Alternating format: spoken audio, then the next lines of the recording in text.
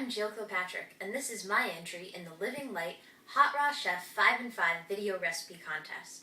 Today, I'll be making one of my favorite recipes, Korean collard wraps. I created this recipe as a stand-in for Korean beef wraps. This is one of my favorite things to make after a long day of work. Especially on hot days, it's great to have a cool kitchen. This recipe has so many vitamins and nutrients, I don't have time to list them all. But it especially has huge amounts of A, C, K, and B6. Let's take a look at some of our ingredients. First, raw walnuts. You can get raw walnuts at any natural food store. Feel free to get the less expensive halves and pieces since we're going to put them right in our food processor. Next, we have red basil. I chose red basil today because I love the flavor and the color, but you could also use cilantro, mint, or Thai basil.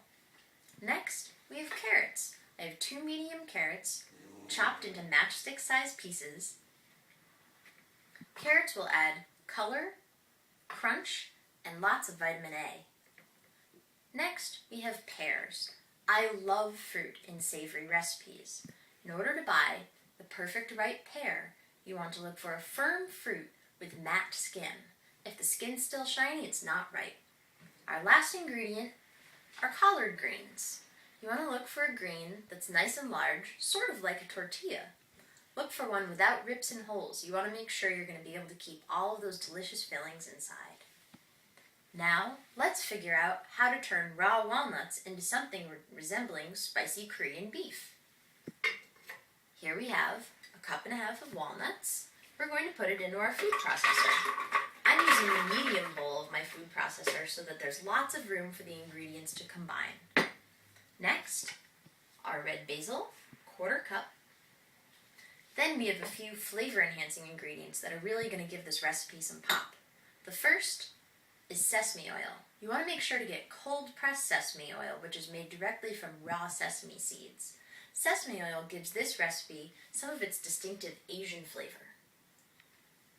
Next, 2 cloves of garlic. Don't have to chop them. Food processor will do that for you. Next, our bowl chilies. These chilies will bring some wonderful heat to complement the sweet and cool flavors of the carrots and pears. I'm breaking off the stem and putting a whole chili right in our mixture. Next, we have lemon juice. Lemon juice will give a little zing to our nut pate, as well as help break down the nuts. Our last ingredient is namashoyu. Namashoyu is a raw soy sauce, but if you don't have namashoyu, feel free to use Bragg's amino acids, regular soy sauce, or even a little pinch of Celtic sea salt. Alright, now that we have all of our ingredients together, we can close up our food processor.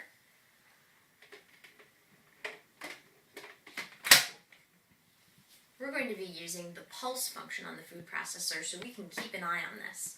We want our mixture to resemble something like ground beef. Now with all of these ingredients, we don't have quite enough liquid, so we're going to be adding a little bit of water as we pulse. And some water.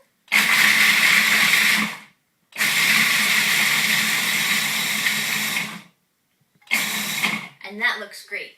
It's really looking like the ground beef that you would find in a traditional Korean beef wrap.